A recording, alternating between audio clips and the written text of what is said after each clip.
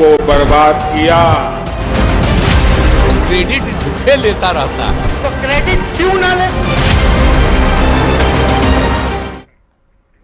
नमस्कार, आप देख रहे हैं 2025 बिहार विधानसभा चुनाव से जुड़ा पहला संपूर्ण चुनावी बुलेटिन। अगले आधे घंटे में मैं आपको दिखाऊंगी आज की सबसे बड़ी चुनावी खबर। फिर बात करेंगे नेताओं के बवाली बयान की और फिर दिखाएंगे आपको खबरें जो सियासी गलियारों में है वायरल। और प्रोग्राम के आखिर में मैं आपके साथ साझा करूंगी एक रोचक चुनावी जानकारी। तो चलिए शुरू करते हैं बिहार विधानसभा चुनाव से जुड़ा सबसे महत्वपूर्ण बुलेटिन। मुख्यमंत्री लालटेन वालों ने जंगल राज दिया, सबको बर्बाद किया। क्रेडिट झूठे लेता रहता है, तो क्रेडिट क्यों ना ले?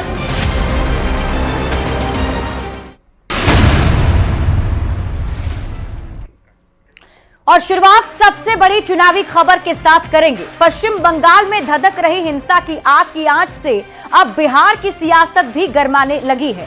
पश्चिम बंगाल की मुख्यमंत्री ममता बनर्जी ने राज्य में हो रही हिंसा का दोष बीजेपी के सिर मढ़ दिया और कहा कि नीतीश बाबू और नायडू इस पर चुपचाप बैठे हैं।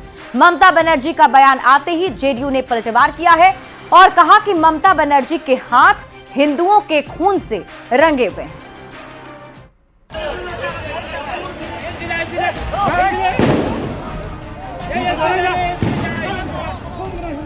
लोग डर के मारे घर से बाहर निकल भी नहीं सक रहे।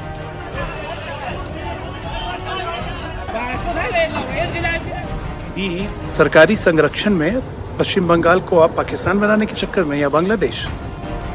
पश्चिम बंगाल में हिंसा हुई, मुर्शिदाबाद में भीड़ ने तांडव मचाया। तोड़फोड़ आगजनी में हिंदुओं और उनकी संपत्ति को निशाना बनाया गया। खौफ का मंजर इतना भयावह हो गया कि बड़ी संख्या में हिंदुओं को मजबूरन अपने ही घर से पलायन करना पड़ा। झारखंड के साहिबगंज और पाकुड़ में शरण लेनी पड़ी। बंगाल में धधक रही हिंसा की आग अब भी पूरी तरह शांत नहीं हुई है। इसी बीच पश्चिम बंगाल की मुख्यमंत्री ममता बनर्जी के एक बयान ने बिहार की सियासत भी सुलगा दी है। उन्होंने कहा कि बंगाल में बीजेपी हिंसा करवा रही है और नीतीश बाबू और नायडू चुपचाप उनका समर्थन कर रहे हैं। ममता ने क्या कहा, जरा सुनिए। अभी क्या आपका सिंगल मेजोरिटी है तो भी आप ये सब करते हैं और देखिए चंद्रबाबू नायडू चुपचाप बैठे हैं। आप लोग तो उनको भी वोट देते हैं, देना चाहिए। मैं तो एतराज नहीं करती हूँ, चुपचाप बैठे हैं। नीतीश बाबू चुपचाप बैठे हैं, पूरा सपोर्ट देता है। क्या थोड़ा दे देंगे बीजेपी, थोड़ा पावर दे देंगे। इसके लिए पावर के लिए आपको दिल भी दे सकते हैं। ममता बनर्जी ने सीएम नीतीश कुमार की चुप्पी पर सवाल उठाया तो जेडीयू ने फौरन जवाब दिया और कहा कि मुख्यमंत्री जी ने अपनी शर्तों को पूरे सोच विचार के बाद ही वक्फ बिल का समर्थन किया। जनता दल यू जेपीसी में अपने 5 सुझाव दिए और 5 सुझाव नए वक्फ कानून में मान लिए गए हैं। बिहार में 5 के बाद एक भी हिंदू मुस्लिम झगड़ा नहीं हुआ है। तो बीजेपी ने ममता बनर्जी की जमीर पर सवाल उठाते हुए उन्हें हिंदुओं का हत्यारा बता दिया और कहा कि उन्हें इसका हिसाब देना होगा। नीतीश और चंद्रा बाबू तो देश के साथ खड़े हैं, प्रधानमंत्री जी के साथ खड़े हैं, इस देश के जनमत के साथ खड़े हैं। आप किसके साथ खड़ी हैं? इस्लामिक आतंकवादियों के साथ? हिंदुओं का खून बहा के आपका मन नहीं भरा? सरकारी संरक्षण में पश्चिम बंगाल को आप पाकिस्तान बनाने के चक्कर में या बांग्लादेश? वहीं की प्रधानमंत्री बन जाइए जाके आप।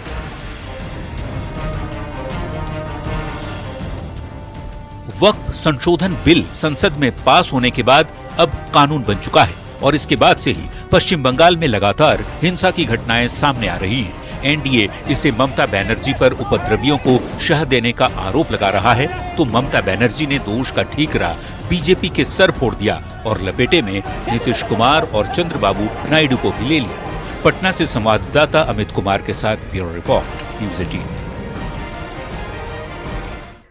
बिहार में महागठबंधन में सब कुछ ठीक नहीं है और महागठबंधन के कुछ नेता बीजेपी के संपर्क में हैं। ये दावा किया बीजेपी के प्रदेश अध्यक्ष दिलीप जायसवाल ने। दिलीप जायसवाल के बयान को वीआईपी की ओर इशारा बताया जाने लगा तो वीआईपी प्रमुख ने कह दिया कि दिलीप जायसवाल से वो 200 कदम दूर रहना ही पसंद करेंगे।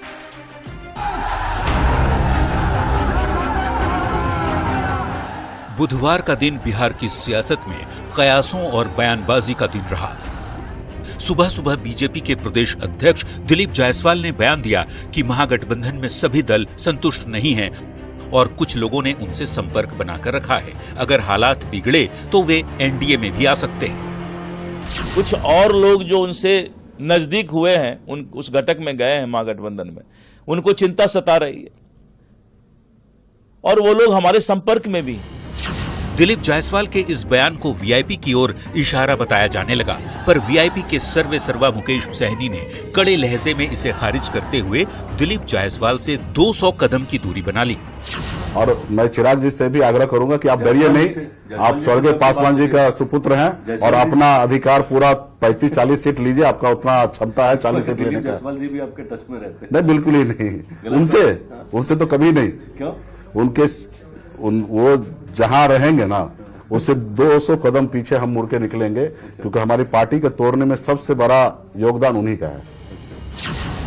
मुकेश सहनी ने उल्टा एनडीए के घटक दलों को सलाह दे दी और कहा कि बीजेपी मेरे नाम से मांझी और चिराग की पार्टी को डराने की कोशिश कर रही है। अब इस बयान पर सियासत तो होनी ही थी। तो मैं तो कहूंगा कि आप गलत गठबंधन में हैं। उस गठबंधन में राष्ट्रीय जनता दल दलितों का कहाँ सम्मान करती है? आप देख लीजिए ना, लगातार दलित समाज पर कहीं न कहीं उनके स्वजातीय गठबंधन के लोग जो हैं राजद के, वही अत्याचार कर रहे हैं, रोज पलायन हो रहा है। तो पहले तो उनको भी सलाह देनी चाहिए उनको ना। इस तरह की खबरों को उड़ा करके आप तेजस्वी को बार्गेन करना चाहते हैं, आप राष्ट्रीय जनता दल को बार्गेन करना चाहते हैं, वो करें, लेकिन हमको कृपया सलाह न दें। हम अपने गठबंधन धर्म में क्या करना है क्या नहीं करना है। इंडिया अलायंस के लोग अपनी विफलता को, अपने अंदर के कॉन्फ्लिक्ट और द्वंद्व को छिपाने के लिए इस तरह की बयानबाजी करते रहते हैं। साहब, कौन आपको बुला रहा है? आप तो खुद लुका छिपी का खेल खेलते रहते हैं। आप आए नहीं आए कोई फर्क नहीं पड़ता। एनडीए का कुनबा बड़ी मजबूती के साथ बिहार में लगातार काम कर रहा है। आप देख रहे होंगे कि एनडीए किस तरह से वक्फ संशोधन में पूरा एनडीए का एक एक दल चट्टानी ताकत के साथ खड़ा रहा। वे बिहार में ही एनडीए के 5 घटक दल के अध्यक्ष हर जिले में प्रोग्राम कर रहे हैं, जो कि आगे विधानसभा तक होगा। सीट शेयरिंग पर सलाह की सियासत तूल पकड़ती जा रही है। मुकेश सहनी मांझी और चिराग को सलाह दे रहे हैं तो एनडीए के नेता मुकेश सहनी को अपनी परवाह करने की नसीहत दे रहे हैं। पटना से संवाददाता रवि एस नारायण के साथ ब्यूरो रिपोर्ट, न्यूज़ 18। देखिए, 24 अप्रैल को प्रधानमंत्री मोदी बिहार दौरे पर आ रहे हैं। चुनावी साल में ये पीएम मोदी का दूसरा बिहार दौरा होगा। पंचायती राज दिवस के मौके पर पीएम बिहार को कई योजनाओं की सौगात देने वाले हैं और उनके स्वागत की तैयारी को भव्य बनाने में एनडीए के सभी घटक दलों के नेता जुट गए हैं।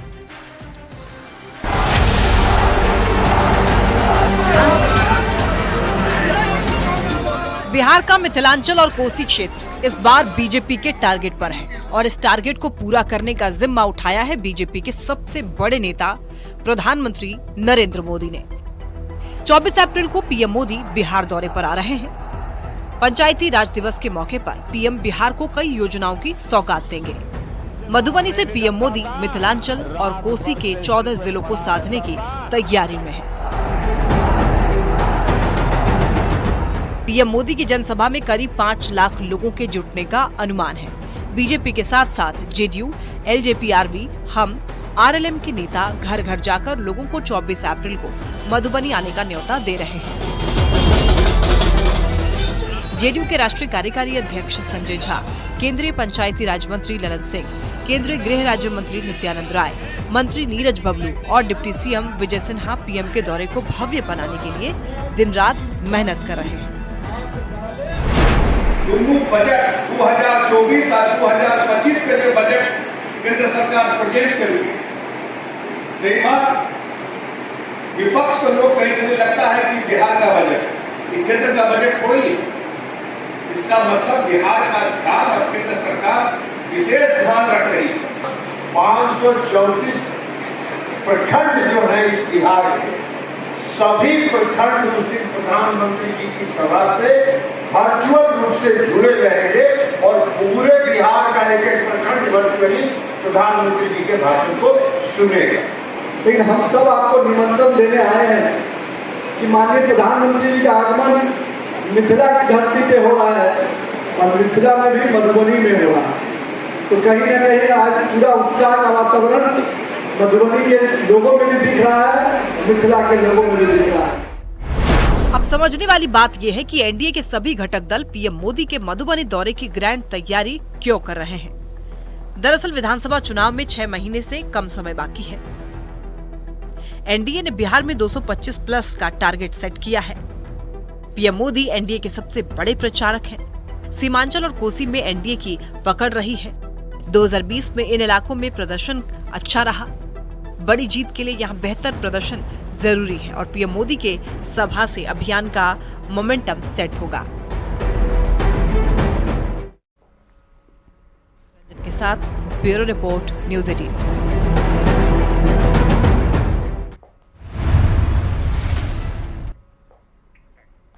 बुलेटिन में अब वक्त है बयान बवाली का, यानी ऐसा बयान जिस पर बवाल मच गया है।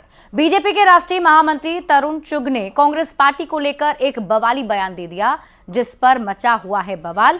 क्या कहा है तरुण चुग ने, आप इस रिपोर्ट में देखिए।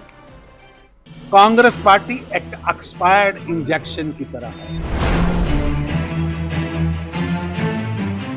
ये हैं बीजेपी के राष्ट्रीय महामंत्री तरुण चुग। इनका एक बयान कांग्रेस को चुभ गया है। बिहार विधानसभा में एनडीए की जीत का दावा करते हुए तरुण चुग ने कांग्रेस को एक्सपायर्ड इंजेक्शन बता दिया।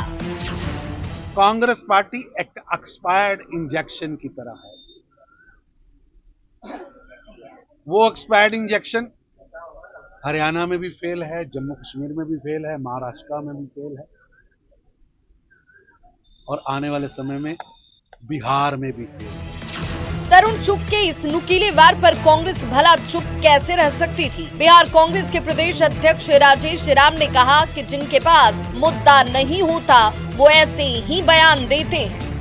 वो अभी बिहार में उनकी सत्ता जा रही है, तो वो अब एक्सपायरी होने वाले हैं अक्टूबर 2025 में। तो पहले तो वो साबित कर देखिए, एक्सपायरी दावा वही लोग कहता है जिनके पास मुद्दा नहीं। तरुण चुग के बयान पर पलटवार करते हुए राजेश राम ने बीजेपी से सवाल भी किए और पूछा कि चीनी मिल और रोजगार के मुद्दे पर बीजेपी क्यों नहीं बात करती। न्यूज़ 18 के लिए पटना से संवाददाता शैलेंद्र और विनीता मिश्रा की रिपोर्ट।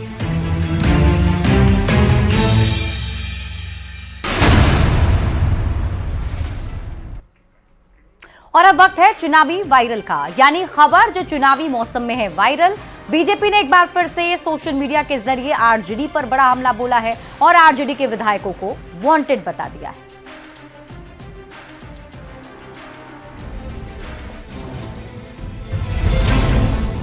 वांटेड, बिहार पुलिस को आरजेडी के इन विधायकों की तलाश है। ये पोस्टर बिहार बीजेपी के एक्स हैंडल पर साझा किया गया है। पोस्टर पर आरजेडी के 3 विधायक रीतलाल यादव, शंभुनाथ यादव और मनोज यादव की तस्वीर लगाई गई है और लिखा है वांटेड। बिहार पुलिस को आरजेडी के इन 3 विधायकों की तलाश है। अगर इस बार आरजेडी के हाथ सत्ता आई तो न जाने बिहार का क्या हाल होगा। पोस्टर के साथ कैप्शन में लिखा, भ्रष्टाचारियों को सत्ता में लाना है या बिहार को सुरक्षित बनाना है, फैसला आपका है, सोचिएगा जरूर। बीजेपी के पोस्टर के जवाब में आरजेडी ने सरकार पर सवालों की बौछार कर दी। भारतीय जनता पार्टी से भूल हो गई। उनको पोस्टर लगाना चाहिए रोजगार पर, युवाओं को क्या दिया उन्होंने। उनको पोस्टर लगाना चाहिए महंगाई पर, 100 रुपया से ऊपर का तेल है।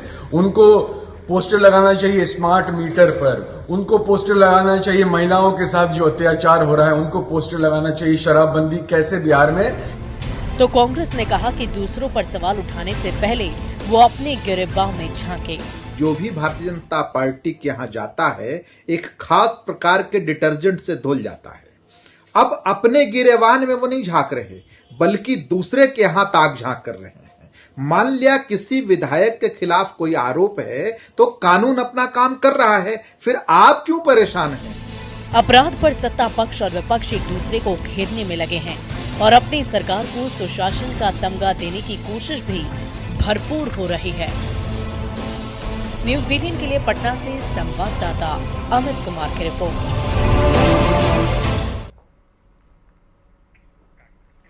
और चलिए अब बारी एक रोचक चुनावी जानकारी की। क्या आप जानते हैं कि बिहार में पहली बार राष्ट्रपति शासन कब लगा था? इस सवाल का जवाब है राजनीतिक अस्थिरता के कारण 1968 में बिहार में पहली बार राष्ट्रपति शासन लगाया गया था। उस समय मुख्यमंत्री भोला पासवान शास्त्री के नेतृत्व वाली राज्य सरकार एक गठबंधन सरकार थी। हालांकि गठबंधन सहयोगी कई मुद्दों पर सहमत नहीं हो पाए और उनकी सरकार गिर गई। उस समय बिहार के राज्यपाल नित्यानंद कानूनगो ने भारत के राष्ट्रपति से सिफारिश की कि राष्ट्रपति शासन लगाया जाए। राष्ट्रपति ने सिफारिश स्वीकार कर ली और 29 जून 1968 को राष्ट्रपति शासन बिहार में लगा दिया गया। राष्ट्रपति शासन 8 महीने तक चला और इस दौरान राज्य का प्रशासन केंद्र सरकार द्वारा नियुक्त मुख्य आयुक्त द्वारा किया जाता था। नए चुनाव होने और नई सरकार के गठन के बाद 26 फरवरी 1969 को राष्ट्रपति शासन हटा दिया गया था।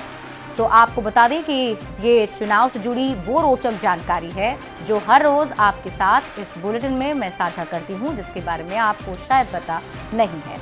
और चलिए अब तेज रफ्तार में देख लेते हैं चुनाव से जुड़ी 25 खबरें चुनाव 25।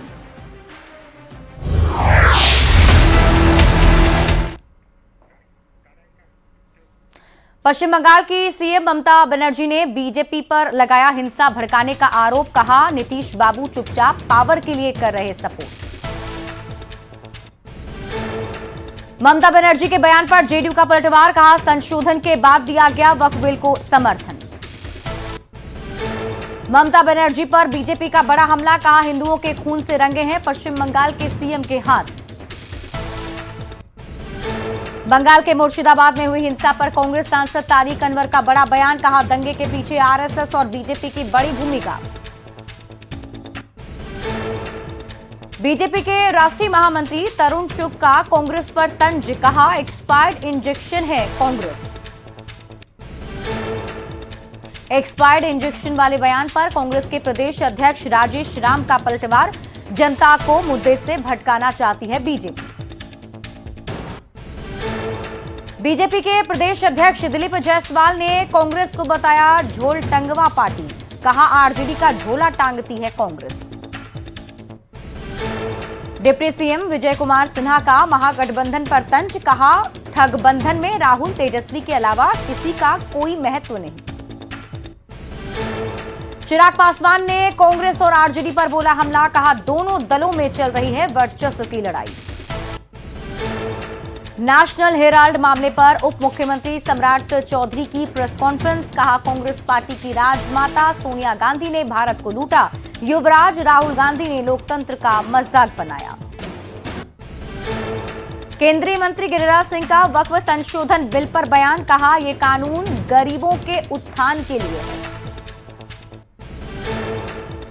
महागठबंधन में हो सकती है टूट। बिहार बीजेपी अध्यक्ष दिलीप जायसवाल का बड़ा दावा। कहा एनडीए के संपर्क में है इंडिया अलायंस का एक सहयोगी। प्रधानमंत्री नरेंद्र मोदी के मधुबनी दौरे के लिए एनडीए की ग्रैंड तैयारी। लोगों से घर घर जाकर सभा का न्योता दे रहे नेता। 24 अप्रैल को आने वाले हैं पीएम मोदी। चुनाव करीब आते ही सोशल मीडिया वार शुरू। बिहार बीजेपी ने जारी किया आरजेडी विधायकों का वांटेड पोस्टर। लिखा अगर आरजेडी सत्ता में आई तो बिहार का क्या होगा। वक्फ कानून के खिलाफ दाखिल याचिकाओं पर आज सुप्रीम कोर्ट में सुनवाई। याचिकाकर्ताओं ने की है कई धाराओं को रद्द करने की मांग। तेजस्वी यादव ने निशांत के बयान पर दिया जवाब। कहा उन्होंने जो कहा है उस पर क्या कहना, लेकिन बिहार से अब एनडीए की विदाई तय है। एआईएमआईएम के बिहार अध्यक्ष अख्तरुल इमान का विवादित बयान। पीएम मोदी को लेकर की टिप्पणी। वक्फ कानून के खिलाफ विरोध सभा में बाबरी मस्जिद और गोधरा कांड का भी किया जिक्र। चुनावी साल में सहनी मल्लाह वोट को साधने में जुटी बीजेपी। पटना में निषाद राज गुहा पखवाड़ा का आयोजन। सासाराम के करघर में कांग्रेस विधायक संतोष मिश्रा का बड़ा बयान, कहा बिहार में 70 से कम सीटों पर कांग्रेस चुनाव नहीं लड़ेगी। पटना के बीजेपी प्रदेश कार्यालय में एक भारत श्रेष्ठ भारत का कार्यशाला का आयोजन, कार्यक्रम में बीजेपी जनरल सेक्रेटरी, बीजेपी प्रदेश अध्यक्ष सहित कई नेता मौजूद रहे। औरंगाबाद में सुरक्षा सप्ताह के तहत भाकपा माले कार्यकर्ताओं ने सरकार के खिलाफ निकाला विरोध मार्च, महिलाओं और बेटियों की सुरक्षा की मांग की।